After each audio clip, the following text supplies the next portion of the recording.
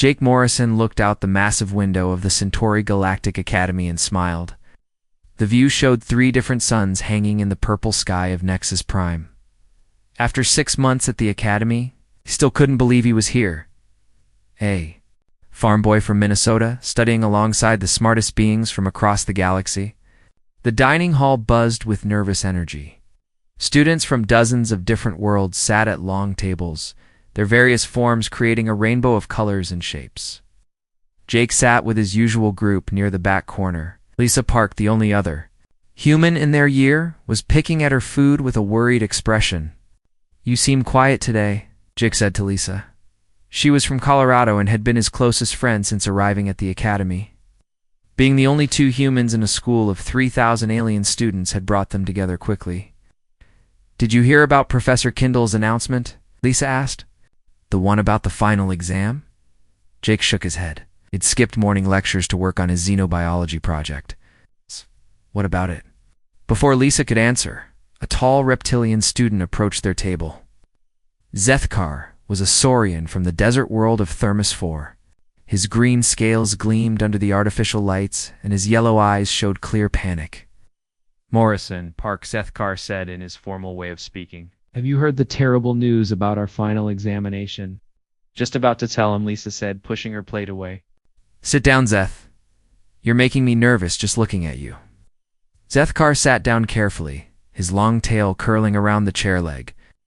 "The final exam for Survival Dynamics class has been announced. We must navigate the frozen labyrinth of Kepler 4-4 to B." Jake raised his eyebrows. "Frozen labyrinth? Sounds cold?" "Cold." Zethkar's voice rose higher. "The temperature is minus 40 degrees Celsius. The entire moon is covered in ice. The maze is carved from solid, frozen water, and students must traverse it within 2 hours while carrying survival equipment." "Oh," Jake said simply. He tried to hide his smile. "That does sound challenging." Lisa shot him a look. She knew that expression on Jake's face was the same look he got when someone mentioned hockey or ice fishing. Challenging. Zethkar stood up abruptly. "Morrison, this exam has a 40% failure rate." 40%. Students have been hospitalized. Some have never recovered from the psychological trauma of being trapped in an ice maze. Their conversation was interrupted by a melodic chirping sound. Quilina, an aviarch student with bright blue feathers and hollow bones, landed gracefully on the table edge. Her species could fly short distances, but she preferred to walk in the Academy's controlled environment. "Are you discussing the frozen death trap exam?" Quilina asked, her voice high and musical. "My entire Clutch family is in panic. None of our species has ever passed this examination on the first attempt." "Your bones are hollow," Lisa said gently. "You're worried about slipping and breaking something." "Slipping?" Quilina's feathers ruffled in distress. "I am terrified of even touching the ice. My people come from warm forest worlds. We have no experience with frozen surfaces. The very thought of walking on something so slippery makes my flight instincts activate." A wet, sliding sound announced the arrival of Eltar, an octopoid student from the water world of Aquatica Prime. His 6 arms moved in complex patterns as he spoke, which was how his species expressed emotion. "Friends," Veltar said, his voice bubbling through his translation device, "I've been researching this frozen labyrinth exam. Oh. The surface is described as smoother than polished metal. How does one move across such a surface without constant falling?" Jake looked around the table at his alien friends. They were all clearly terrified of the upcoming exam. Their fear was real and understandable. Most of their species had never encountered ice in their natural environments. "When is this exam?" Jake asked. 1 week from today," Zethkar replied. "The Academy provides transport to Kepler 4 for Debee. We have 7 days to prepare ourselves for what may be impossible. Maybe we should study together," Lisa suggested. "Pool our knowledge and figure out strategies." "What strategies?" Quilina chirped sadly. "My research shows that successful students spend most of their time crawling on their bellies or clinging to the maze walls. The fastest recorded time is 1 hour and 47 minutes, achieved by a crystalline being whose species naturally bonds with ice." Jake nodded thoughtfully. "How big is this maze?" The labyrinth covers 42 square kilometers, Veltar answered, his arms moving in patterns that Jake had learned meant deep concern. The walls are 20 meters high, and the passages vary from 5 meters wide to barely 1 meter in the narrowest sections. Obstacles? Lisa asked. Dead ends, slopes, areas where the ice is deliberately made more treacherous, Zethkar listed. Some sections have fallen ice chunks that create barriers. The wind speed can reach 60 kilometers per hour. Survival equipment? Jake continued his questions.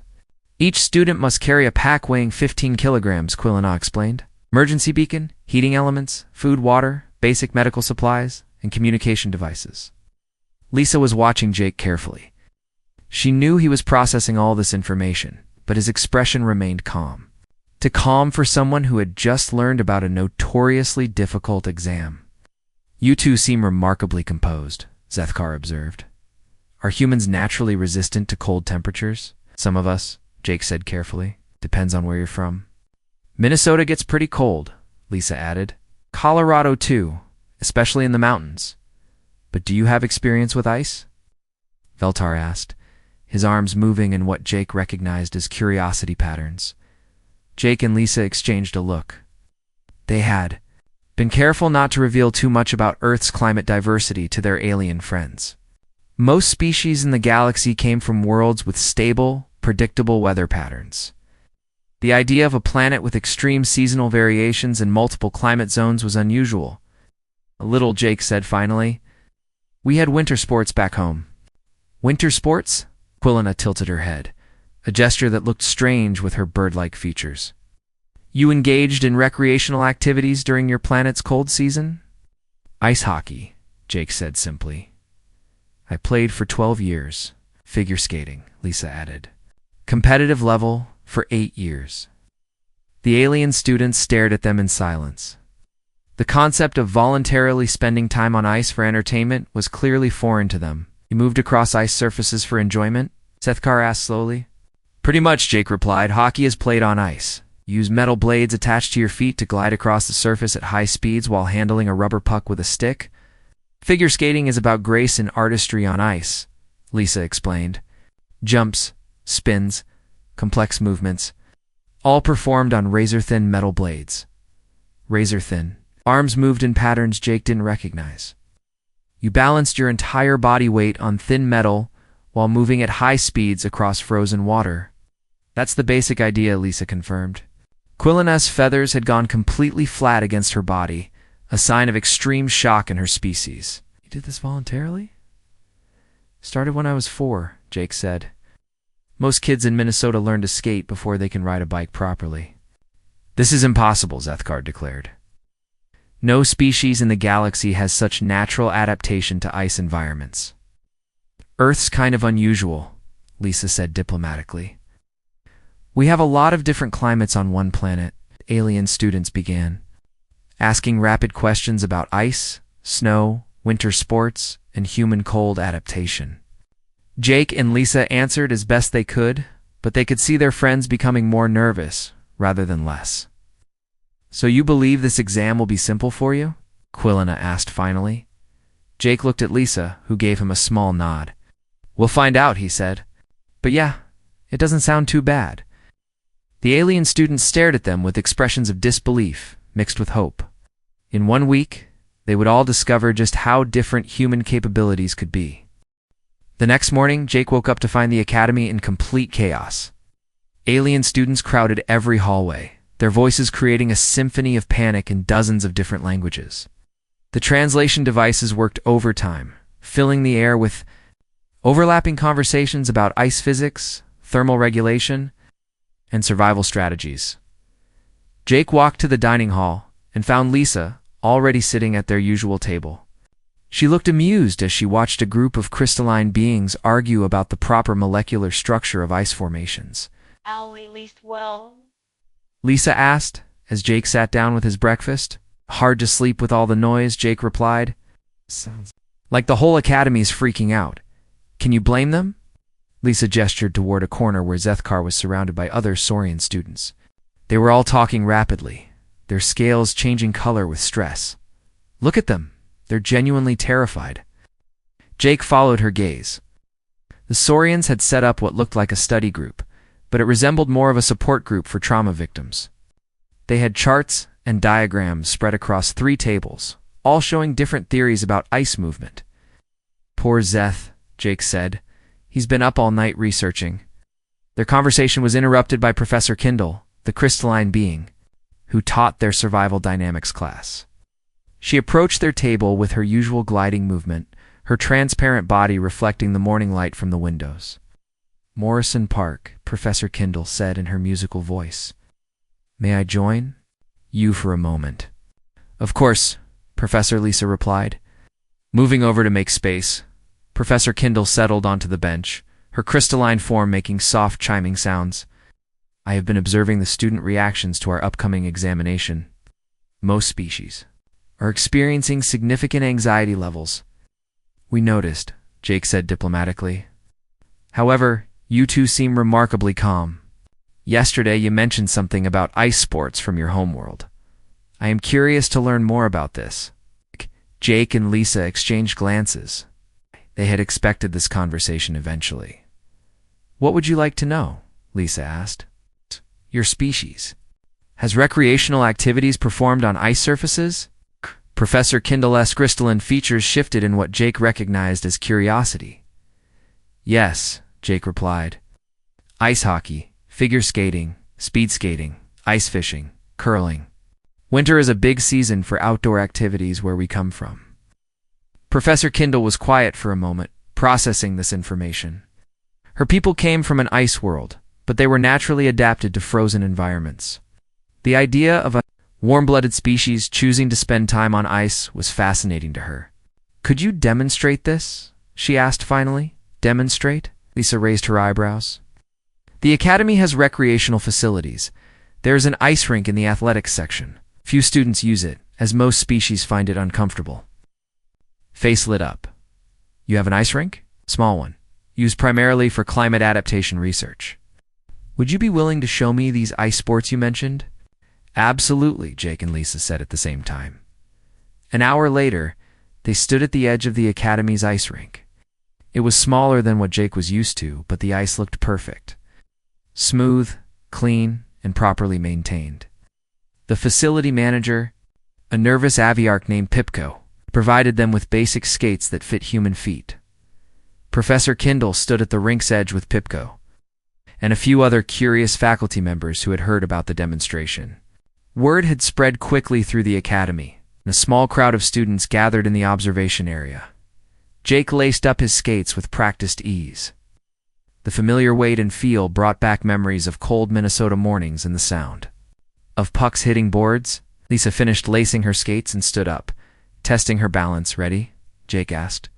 "Always," Lisa replied with a grin. Jake stepped onto the ice and immediately felt at home. He pushed off with his right foot, gliding smoothly across the surface. The alien observers gasped as he picked up speed, moving faster than most of them could run. He executed a sharp hockey stop near the far end, sending up a spray of ice chips. Lisa joined him on the ice, but her approach was completely different. Where Jake showed power and speed, Lisa demonstrated grace and control. Glided backward, as easily as forward, turning and spinning with movements that looked impossible to the watching aliens. The crowd in the observation area grew larger. Students pressed against the glass, pointing and chattering in amazement. Jake could see Zethkar, Quilina, and Veltar among them, their expressions showing pure disbelief. "This is normal movement for humans on ice," Professor Kindle called. "Out." "Basic level," Jake replied, skating backward while talking to her. "We learn this as children." "Children," Pipko squawked. "Young humans perform these movements?" "I started skating when I was 4, Lisa said, performing a simple jump that made several alien students step back from the glass. Most kids in cold climates learn early." Jake decided to show them some real hockey skills. He found a stick and puck that the facility kept for research purposes. The stick was designed for a different species and felt awkward. But it would work for demonstration. He started simple, just skating with the puck, using basic stick handling moves. The alien audience watched in fascination as he controlled the small rubber disc while moving at high speed. Then he added some fancier moves, flipping the puck over an imaginary opponent's stick, skating around obstacles while maintaining perfect puck control.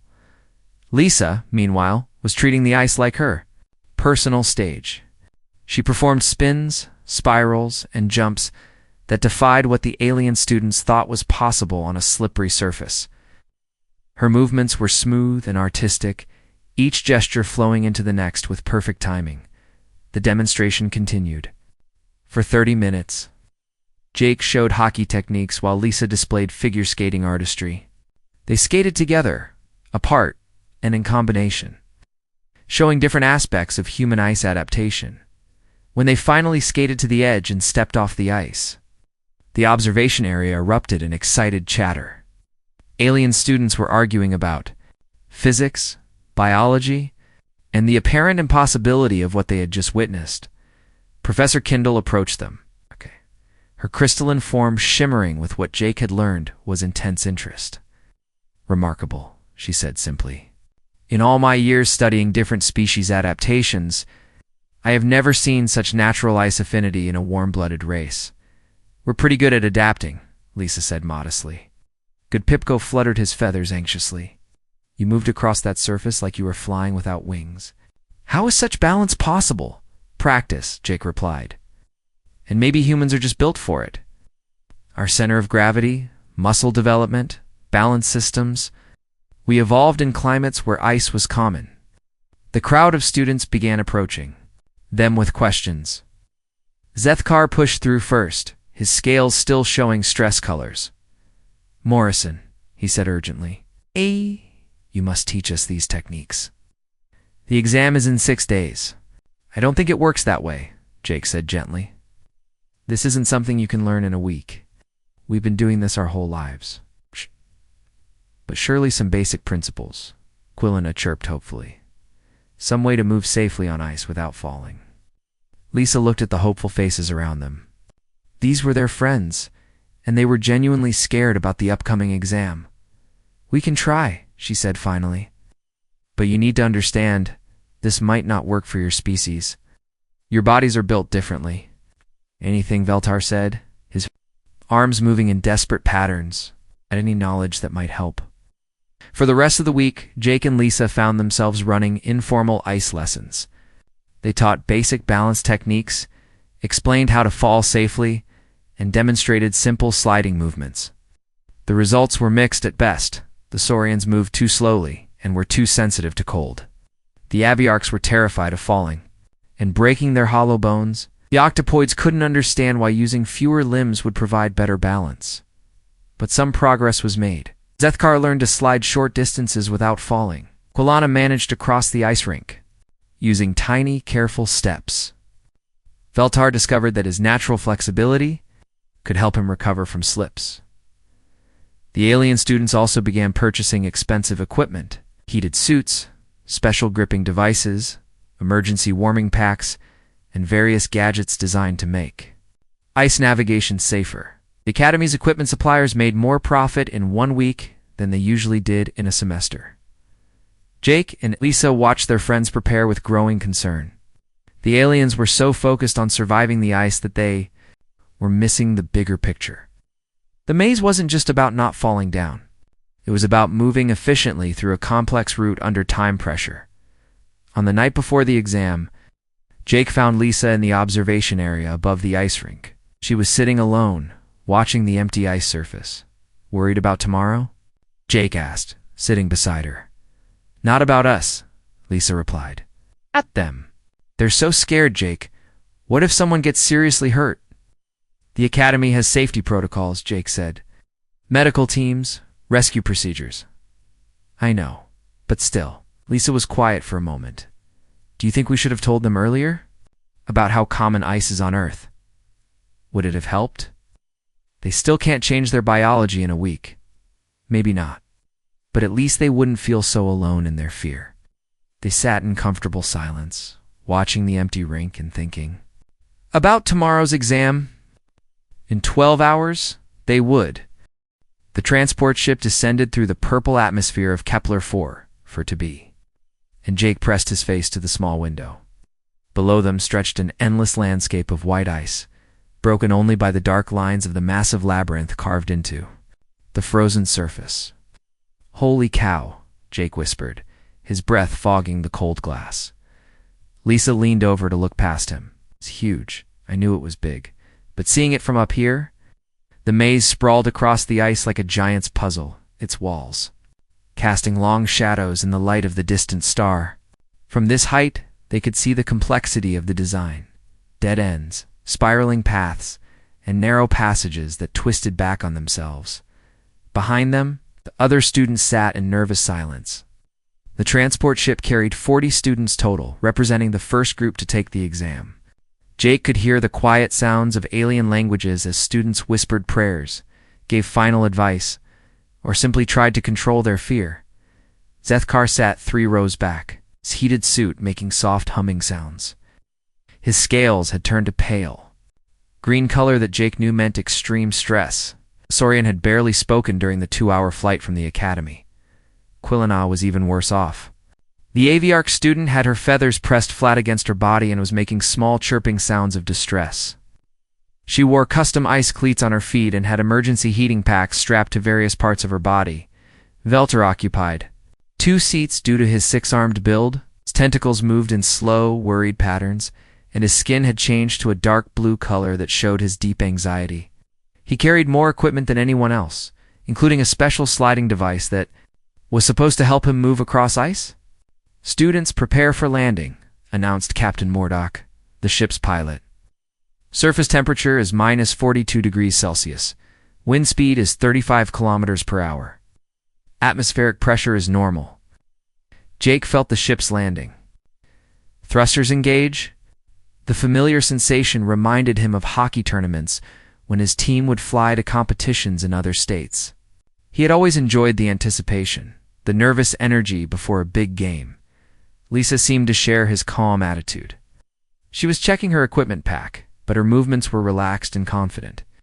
She had tied her hair back in a simple ponytail and wore basic cold-weather gear that looked almost casual compared to the complex suits worn by the alien students. The ship touched down with a soft thump. Dared, and Jake felt the landing gear settle into the ice. Through the windows, he could see the entrance to the maze about 100 meters away. The opening was marked by tall pillars of ice that rose like frozen sentinels against the gray sky. "First group of 10, prepare for exit," Captain Mordock announced. Morrison Park, Zethkar, Quilina, Veltar, and 5 others. "Exit through the rear airlock. Your timing begins when you pass through the maze entrance." Jake stood up and grabbed his pack. It felt light compared to what he was used to carrying during winter camping trips in Minnesota: the basic survival equipment, emergency beacon, and communication device were standard gear that any experienced outdoor person would recognize. The airlock opened with a hiss, and cold air rushed into the ship. Jake stepped outside and immediately felt at home. The temperature was cold, but not unbearable. The wind was steady, but not fierce. Most importantly, his feet found good traction on the ice surface near the ship. The other students followed him out, and Jake could hear their various sounds of distress as they encountered the frozen environment. Zethkar's suit immediately began working harder, its heating elements humming louder.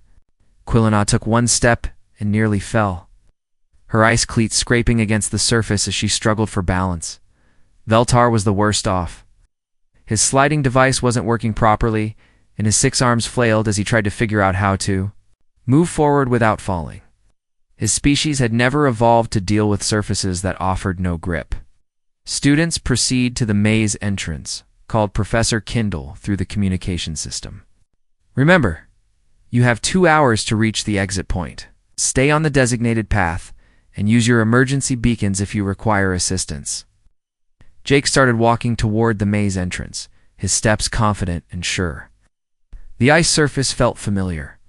Under his feet, like walking across a frozen pond back home, he could feel the texture of the ice through his boots, understanding instinctively where it was safe to step and where it might be slippery behind him.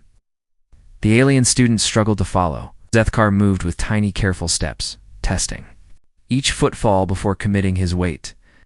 Quilina hopped from foot to foot, afraid to glide or slide in any direction. Veltar had given up on his sliding device and was using 4 arms to crawl while keeping 2 arms free for balance. They reached the maze entrance, where automated systems scanned each student and activated their tracking beacons. Jake looked up at the ice walls, which rose 20 meters above them. The entrance passage was about 5 meters wide, with smooth ice walls that reflected their images like mirrors. "Good luck, everyone," Jake said to the group. Luxethkar replied, his voice tight with stress. "We will need much more than luck." A horn sounded, indicating that their 2-hour timer had started. Jake looked at the maze passage ahead and felt a familiar thrill. This was like the first drop of a hockey puck, the moment when preparation met action. He took a deep breath and started skating. Jake pushed off with his right foot and glided forward into the maze. The ice was perfect, smooth, clean, and properly frozen. He picked up speed quickly, using long, powerful strokes that ate up distance.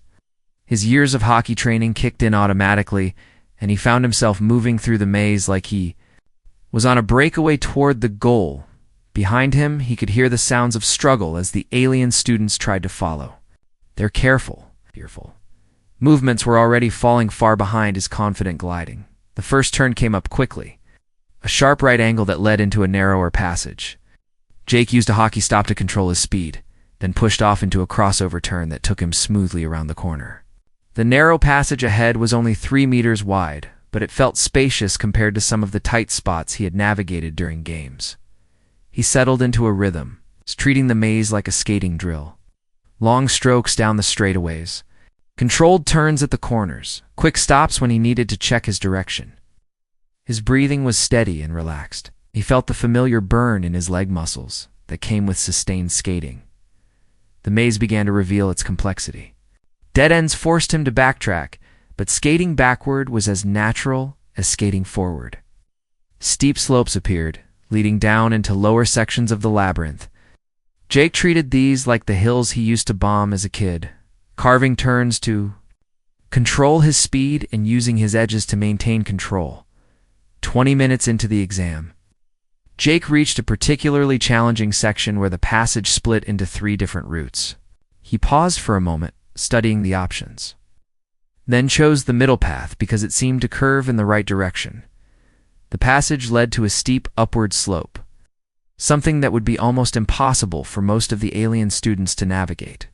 Jake approached it like a ski hill, using his momentum and skating technique to climb the icy incline. His skate edges bit into the ice, giving him the traction he needed to make steady progress upward.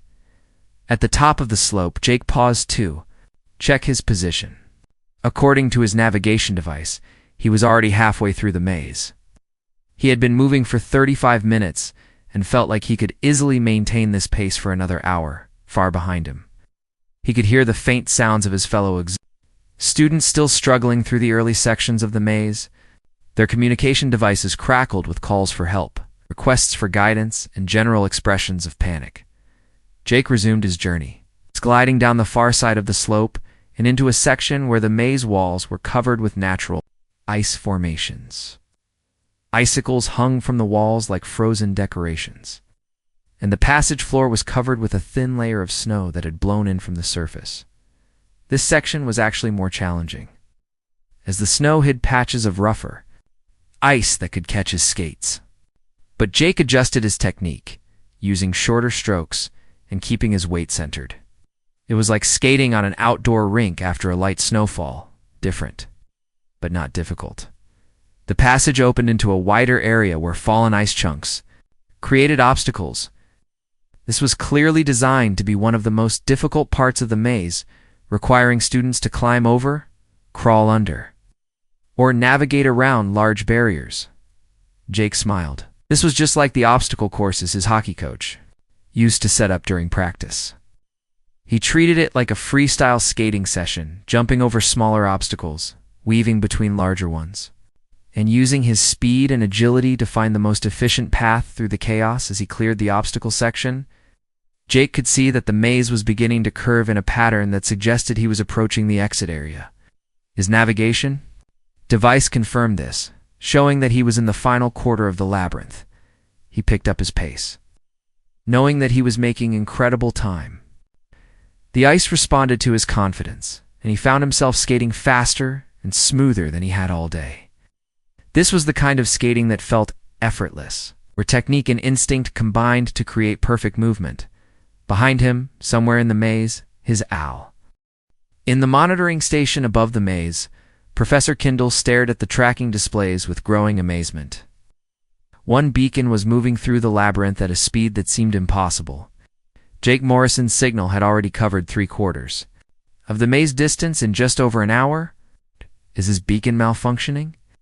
Professor Valenok, an insectoid being who taught advanced physics. This movement speed cannot be accurate. All systems are functioning normally, replied Dr. Quintel. The monitoring station supervisor, the human student, is genuinely moving at this pace. Professor Kindle watched the display as Jake's beacon navigated a particularly complex section that usually took students 30 minutes to complete. His signal passed through it in less than 8 minutes. Remarkable, she whispered. In 40 years of administering this examination, I have never seen anything like this. Meanwhile, the second group of students was preparing to enter the maze.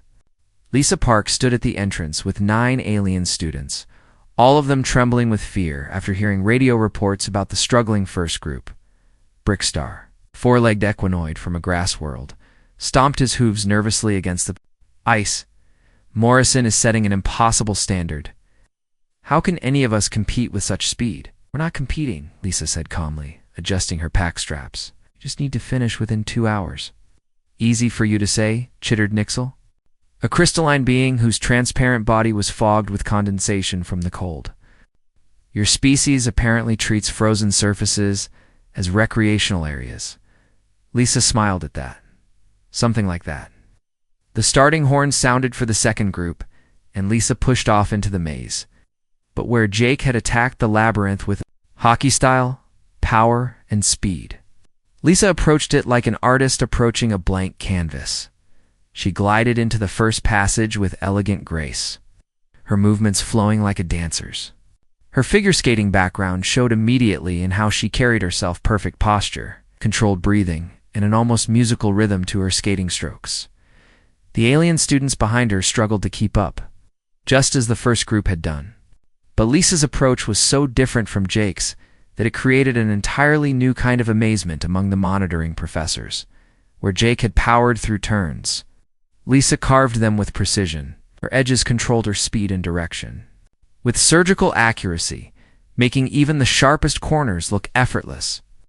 She used crossovers to maintain momentum through turns, a technique that allowed her to move efficiently while looking graceful. 2 humans, 2 completely different approaches, Professor Kindle observed, watching Lisa's beacon move through the maze. Yet both demonstrate mastery of ice navigation. Lisa reached the first major obstacle section, where ice chunks created a barrier course. Jake had treated it like hockey practice, jumping and weaving with athletic power. Lisa treated it like a choreographed performance. She approached each obstacle as if it were part of a skating routine. A fallen ice block became something to spiral around. A narrow gap became an opportunity for precise edge work. A small ice hill became a platform for a graceful jump that carried her to the next clear section. The monitoring cameras captured her movements. Professor Kindle found herself watching with the fascination of someone seeing art created in real time. Lisa wasn't just navigating the maze, she was dancing through it, in the maze. Lisa reached a section where the passage split into multiple narrow channels. This area was designed to force students into difficult choices, as most of the channels were dead ends or led to even more complex routing. For most species, this section required careful study and cautious exploration. Students would typically spend 20 to 30 minutes testing different routes and backtracking when they chose wrong paths.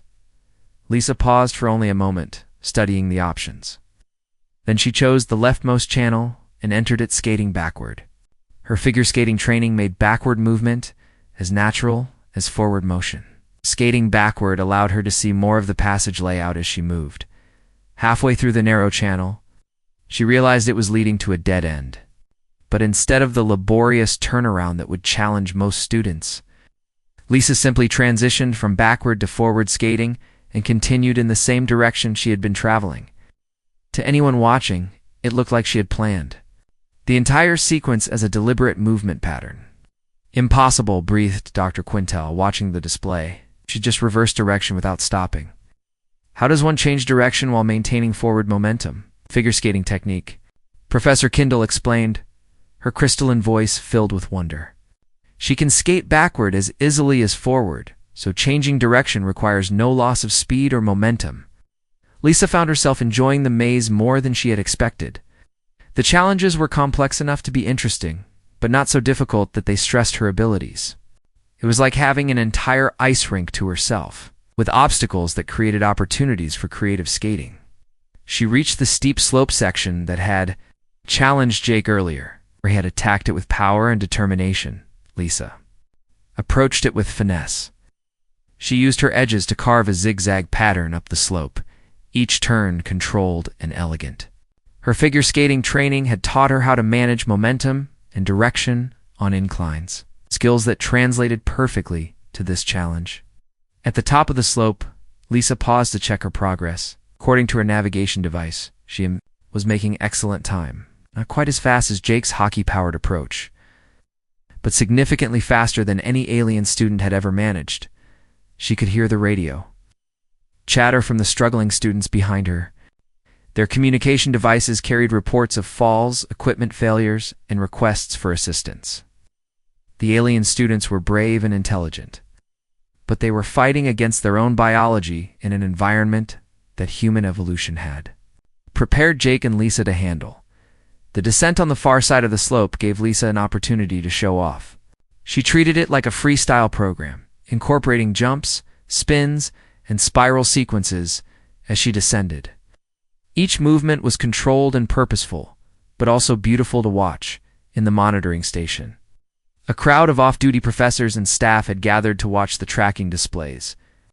Word had spread through the academy about the two human students who were moving through the frozen labyrinth like it was their natural habitat.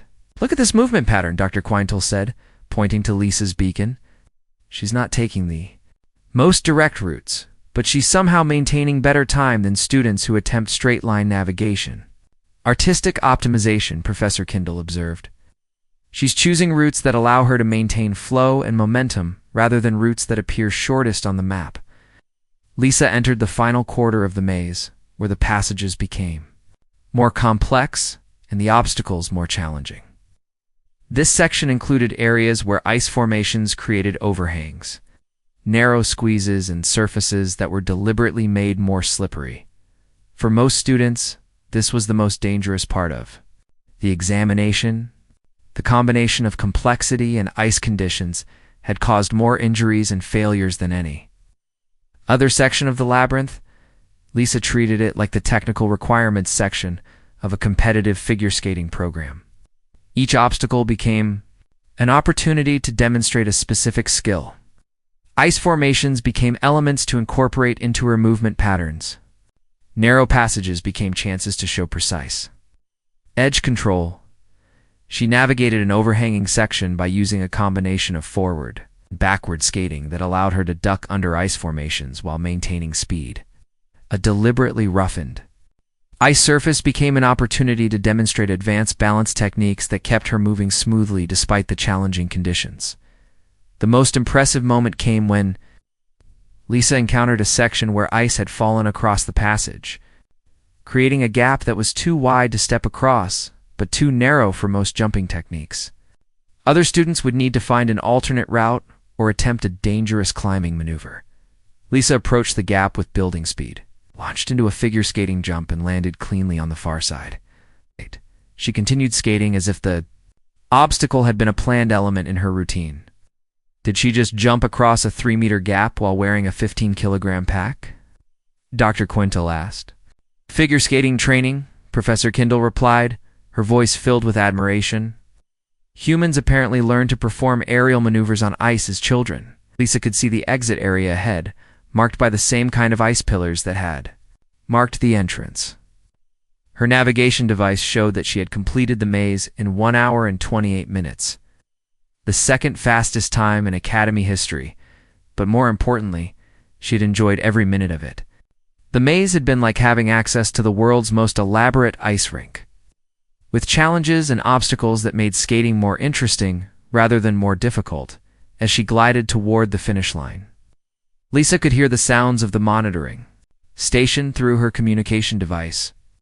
Voices in multiple languages expressed amazement, disbelief, and scientific curiosity about what they had just witnessed. She crossed the finish line and came to a graceful stop, ending her run with a small bow toward the monitoring station. It seemed like the appropriate way to conclude what had felt more. Jake crossed the finish line after 38 minutes, breaking the Academy record by over an hour. He came to a smooth hockey stop near the exit pillars, sending up a spray of ice crystals that caught the light like diamonds. His breathing was steady, and he looked like he had just finished a casual morning skate rather than the Academy's most challenging exam. The monitoring station erupted in excited chatter as Professor Kindle announced his time over the communication system. 38 minutes. The previous record had been 1 hour and 47 minutes, set by a crystalline being whose species naturally bonded with ice. Morrison has just redefined what we thought was possible in this examination, Professor Kindle announced to the Academy faculty. His performance suggests that human ice adaptation is far more advanced than we understood. Jake waited at the exit area, checking his communication device for updates on the other students. The first group was still scattered throughout the maze. Zethkar was only 1/3 of the way through, moving at a crawl as his heated suit struggled. To keep him warm, Quilina had requested assistance twice, but was still trying to continue. Veltar had given up on forward movement entirely and was attempting to complete the maze by sliding on his belly. 40-5 minutes after Jake finished, Lisa glided across the finish line with her characteristic grace. She performed a small spin before coming to a stop, making even her arrival look artistic. 1 hour and 28 minutes, Professor Kindle announced. The second fastest time in Academy history. Jake grinned at Lisa as she joined him in the exit area. Nice run. You made it look like a performance. It was fun, Lisa replied, pulling off her gloves to warm her hands. It's like having the world's biggest ice rink to myself. Fun, came a voice behind them. They turned to see Dr. Quintel approaching, his insectoid features showing amazement. You found the frozen labyrinth examination fun? Sure, Jake said. Good ice, interesting layout, nice challenges. It was like a really elaborate skating drill. Dr. Quintel stared at them for a long moment. Students have been hospitalized attempting this examination. Some have suffered permanent psychological trauma from being trapped in the ice maze. And you describe it as fun.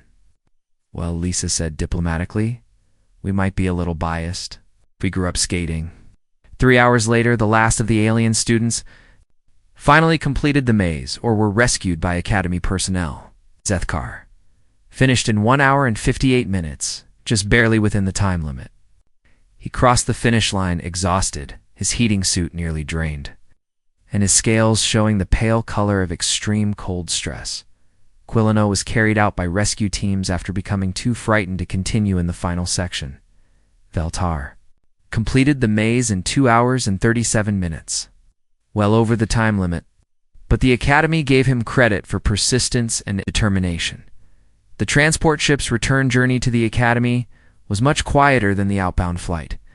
Alien students sat in exhausted silence, many of them wrapped in emergency warming blankets. Some stared out the windows at the receding ice moon with expressions of trauma. Others simply closed their eyes and tried to forget the experience.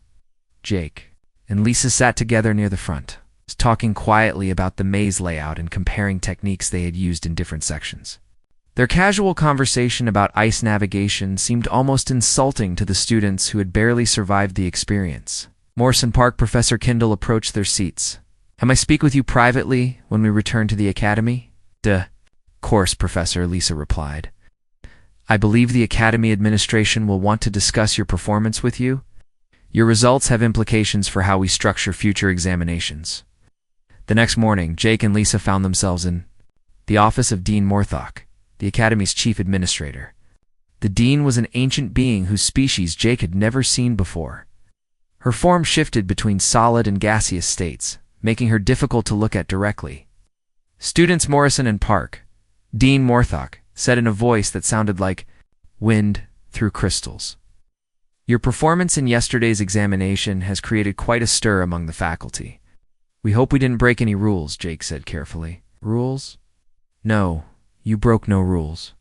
You simply redefined what we thought was physically possible for your species." The Dean's form solidified slightly. "Tell me about your homeworld's climate." Jake and Lisa exchanged glances. They had been careful not to reveal too much about Earth's diversity, knowing that most alien species came from worlds with stable, predictable environments. "Earth has a lot of different climate zones," Lisa said. "Hot areas, cold areas, wet areas, dry areas.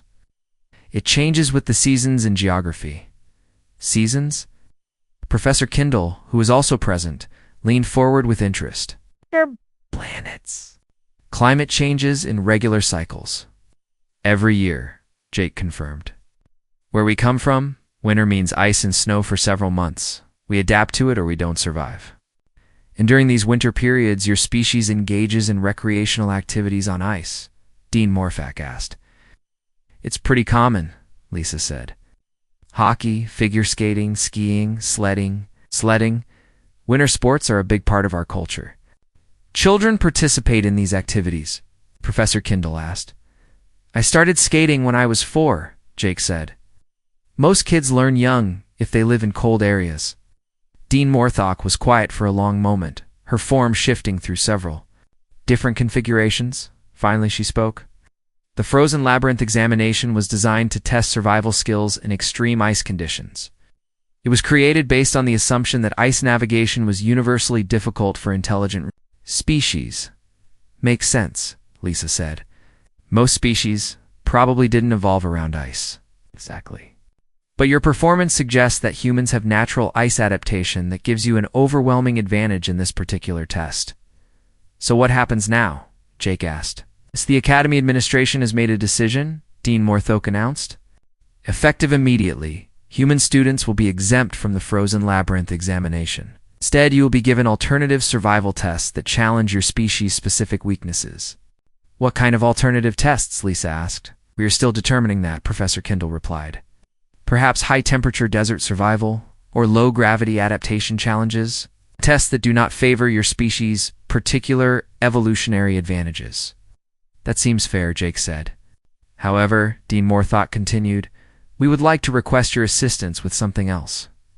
"What kind of assistance?" Lisa asked. "Many alien students struggle with the ice examination not because they lack intelligence or determination, but because they have no cultural context for ice navigation. We would like you to develop a training program to help them prepare." Jake and Lisa looked at each other. The idea of teaching ice skating to alien students was both appealing and challenging. "We can try," Jake said. "But you have to understand, most of our techniques depend on human biology. Their bodies work differently." "We understand the limitations," Professor Kindle said. "But any knowledge that might help students feel more confident on ice surfaces would be valuable. Plus," Dean Morthock added, "your training program would be the Academy's first interspecies skill-sharing initiative. It could become a model for other collaborative learning programs." 2 weeks later, Jake and Lisa found themselves back at the Academy's ice rink, but this time as instructors rather than students. They had 15 volunteer alien students, including Zethkar, Quilina, and Veltar. The lessons were challenging in ways they had never expected. Teaching balance to a being with 6 arms required completely different techniques than teaching balance to a creature with hollow bones. Explaining ice physics to species who had never seen frozen water meant starting with very basic concepts. But progress happened. Slowly, carefully, with lots of falls and some minor injuries, the alien students began to understand ice movement. They would never be natural skaters like humans, but they learned enough to feel less terrified of frozen surfaces. Zethkar managed to slide 10 meters without falling. Quilina learned to navigate gentle turns without panic, Veltar discovered. that his natural flexibility could help him recover from slips and slides. You know what the best part is? Lisa said to Jake as they watched their students practice basic sliding techniques. What's that? They're not afraid anymore? They still struggle with the ice, but they're not terrified of it. Jake nodded, watching Quilina attempt a small glide between two cones. She wobbled and windmilled her wings for balance, but she stayed upright and looked proud of her achievement. It's funny, he said. We spent our whole lives thinking hockey and figure skating were just sports. Turns out they're survival skills for a galactic academy. The academy's new interspecies training program became a model for other institutions across the galaxy.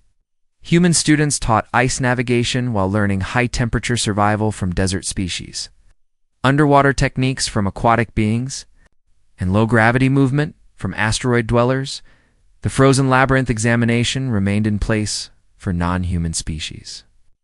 But with improved preparation programs and safety protocols, more alien students passed each year. Injuries dropped significantly. Jake and Lisa graduated with honors. Their greatest achievement wasn't their academic performance. It was the group of alien